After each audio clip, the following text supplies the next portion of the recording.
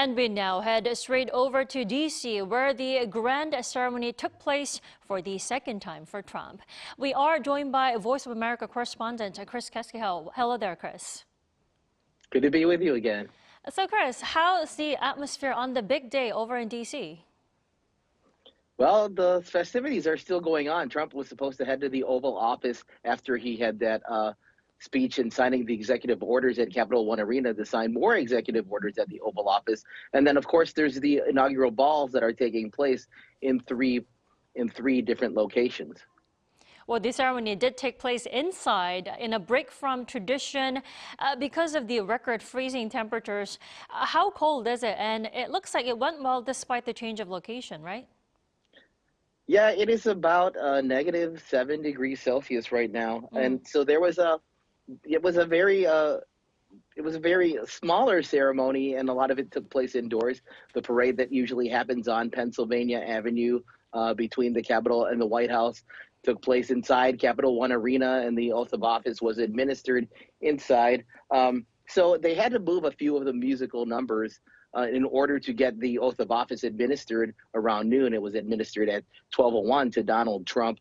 But otherwise, it went off pretty much without a hitch. It was just way behind schedule, and now it's even more behind schedule. Well, we have to talk about the event itself. Walk us through who made remarks at the inauguration event and who were some notable guests there. Sure. Amy Klobuchar is the chair of the Joint Committee on the Inauguration. So she gave some comments. She's a Democratic senator from Minnesota. New York Archbishop Timothy Dolan and evangelical leader Franklin Graham all spoke before Donald Trump. Now, all of the 5 living presidents attended the inauguration, along with foreign dignitaries from Argentina, China, and Italy, as well as tech billionaires and major Trump donors, Jeff Bezos, Elon Musk, and Mark Zuckerberg. Again, he took the oath of office at 12:01 p.m. His inauguration speech themes were pretty much like his campaign speeches. He hammered hard on the southern border crisis and vowed to fix that through executive order. He said he had a mandate to give people back their faith, wealth, and democracy.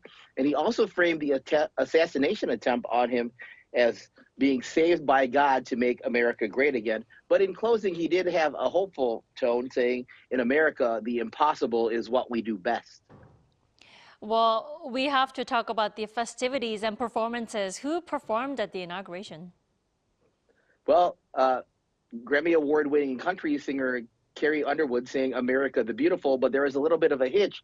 So she decided to perform it a cappella. And American tenor Christopher Macchio, who is a stalwart on the campaign trail for Trump, performed 2 songs. And then Grammy Award-winning singer Lee Greenwood sang his anthem, God Bless the USA, which was very popular with Trump and his supporters at his rallies. Definitely. Chris, before I let you go, you have to walk us through how Trump will spend the first 100 days back in the Oval Office. Well, I mean, the executive orders that he has planned to sign and already signed pretty much lay it out. He's going to take action on the southern border, whether it's these mass deportations and raids in what are so-called sanctuary cities here in the United States that don't enforce federal immigration law against undocumented immigrants.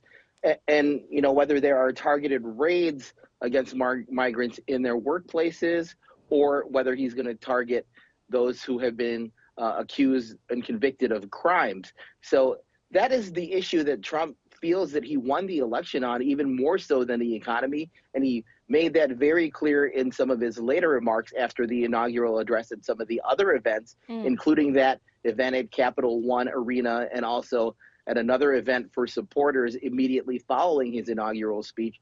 So he's expected to take early action on the immigration issue. And also his Secretary of State nominee, Marco Rubio, was confirmed by the Senate just a few minutes ago, within the past hour or so.